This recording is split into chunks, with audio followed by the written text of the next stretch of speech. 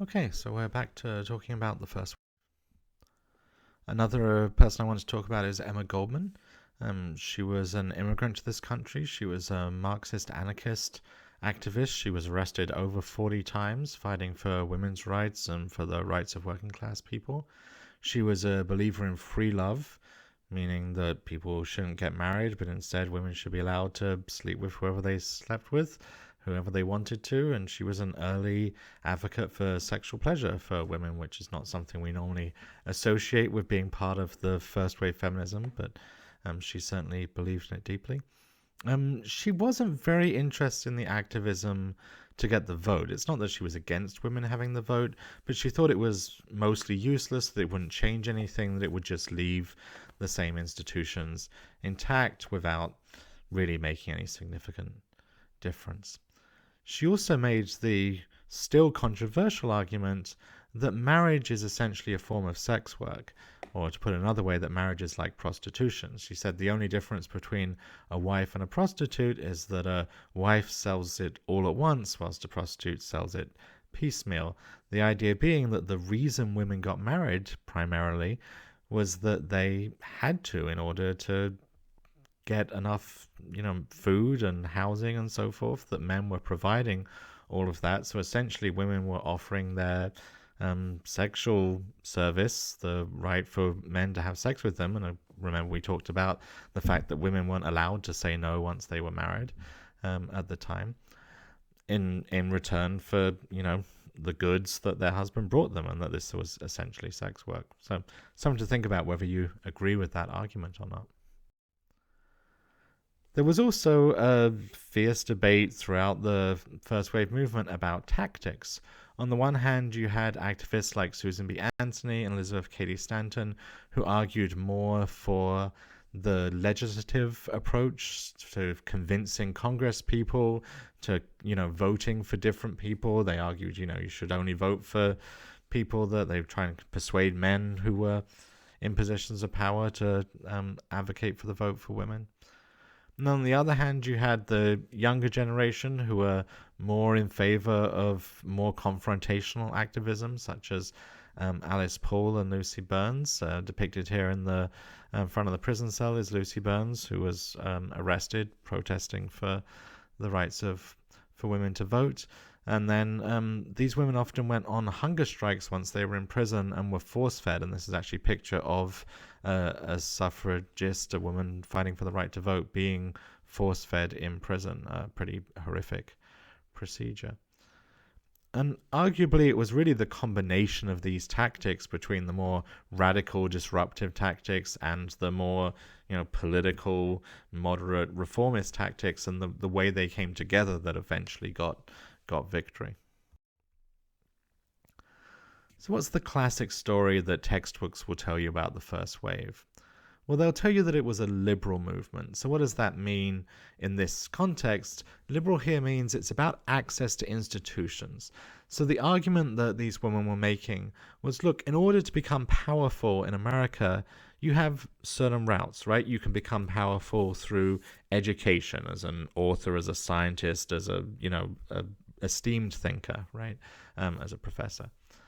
You can become powerful through politics, as the president and congressmen, senators, and so forth. Or you can become powerful by being rich, right? Those are kind of the main ways you can have influence on American society, and women were excluded from all of those. And so they said the problem is that women are excluded, so what we need to do is get women access to the institutions that give you that type of power. That means women being able to go to university, to get educated. That means women being able to vote, therefore to run for office and potentially win office. And that means women being able to own property, get jobs, start their own businesses, and so forth. That this was a fundamentally middle class and mostly white perspective, that it was mostly middle class white women who controlled the movement, who had power over the movement, women like Susan B. Anthony, Elizabeth Cady Stanton, and so forth that I just talked about. And so, their lives were relatively comfortable. They just wanted more, and they were in a position to advocate for it. And here's a kind of classic picture of that part of the first wave movement.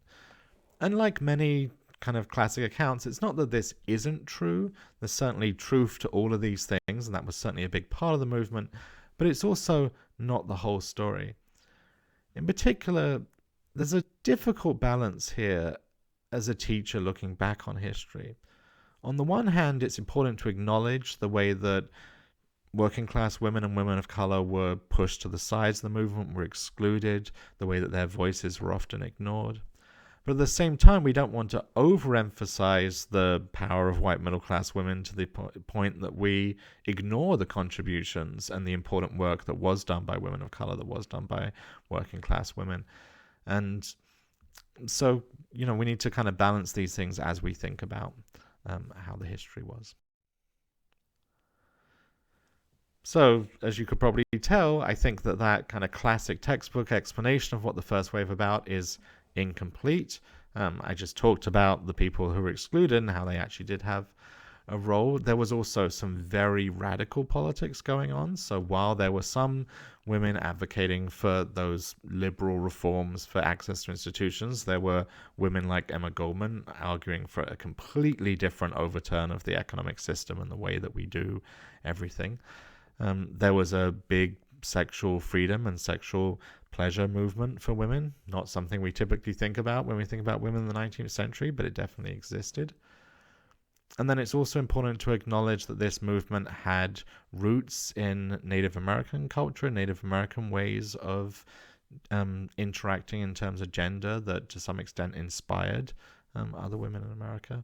This is a picture here of Alice Paul comparing the president of the time, Woodrow Wilson, to the Kaiser, that being the leader of Germany, the country that we were at war with. She put this sign up, stood in front of the White House with it during World War I, just to give you a sense of how radical they were. And when we look back and think about the right to vote, I mean, today, I would ask for a show of hands if we're in the classroom, but no one disagrees with this, right? It just seems incredibly obvious. Of course women should have the vote. But it's important to remember that at the time, this was a really shocking idea. This was something that the majority of people in society thought was just way too far, would, destroy America, was ridiculous and often just laughed at.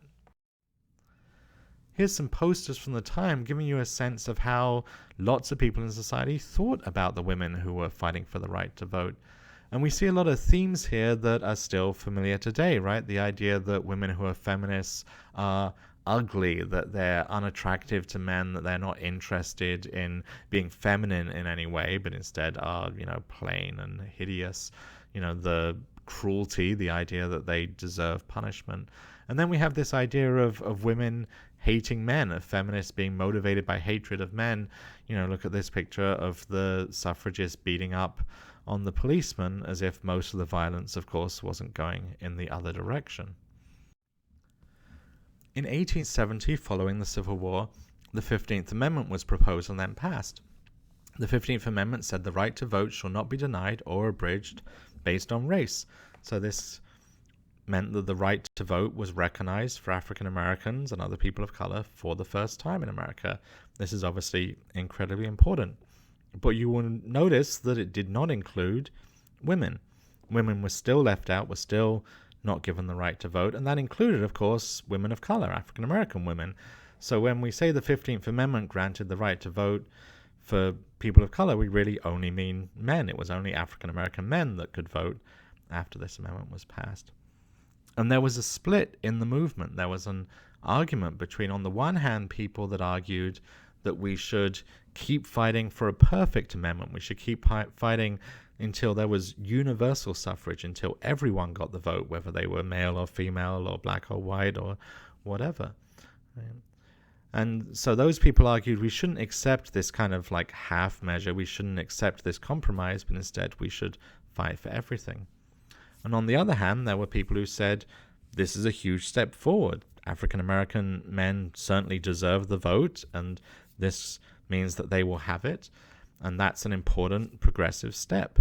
And we shouldn't give up on that just to hold out for something perfect, but instead we should accept this, incremental, steady step forward and wait and keep fighting for more rights later. And you'll notice this argument shows up throughout the history of activism. In some ways, it's the debate that's going on in the Democratic primary right now, right? Should we fight for the most ideal world? Should we hold out for everything we want? Or should we accept compromise and accept half measures, accepting that means some people are left behind? This was a very painful and controversial split. As I mentioned, lots of the women who were involved in the fight for suffrage, for the right to vote for women, had been abolitionists, had been opposed to slavery, had been important fighters for the rights of, in particular, African Americans. But now they felt they had been betrayed by them. They felt they'd been left behind by the very movement that they had originally supported. And in part connected to this, in part just because of people's choices in the times, the feminist movement participated in racism, participated in nativism. Nativism is when you have a preference for people who were born in your country compared to people who are immigrants. And so, you've heard the story about Ida B. Wells being told she couldn't march, right? They made the argument that, well, look how, terrible these people of color were who got the vote. Of course, they didn't use that language. And so shouldn't women get the vote if, Chinese people or whatever got it, right? And in some ways, this was from the racism those women had. In some ways, it was a compromise to get the support of, Southern white women's groups who would only participate in the movement if it excluded women of color. And so looking back, in some ways, these women like Alice Paul, like Susan B. Anthony are heroes, are amazing historical figures who won this hugely important right for women. But on the other hand, they definitely were racist. They definitely were nativist. They definitely did, bad things and excluded people that they should have included. And I think we need to keep both of those things in mind. We shouldn't just, completely ignore their contributions because of that part of them, but we also shouldn't ignore the fact that they were racist just because they also did something good. It's a hard history to look back on. So let's talk about the accomplishments of the first wave movement. Obviously, in 1920, exactly 100 years ago, the right to vote was granted for women. They also had a big impact on access to education. Pictured here is Mary Jane Patterson. She was the first African-American woman to graduate from university in the US. And significantly more women attended university during this period, and this kind of steadily grew until the situation we're at today, where women are as represented, if not more represented, in higher education than men. They also made significant progress, not all the way, but at least some, on property rights, on marriage rights, to some degree on birth control, and just really laid the groundwork for the progress that later generations of women will make. So this had a huge impact on history. I will see you next week.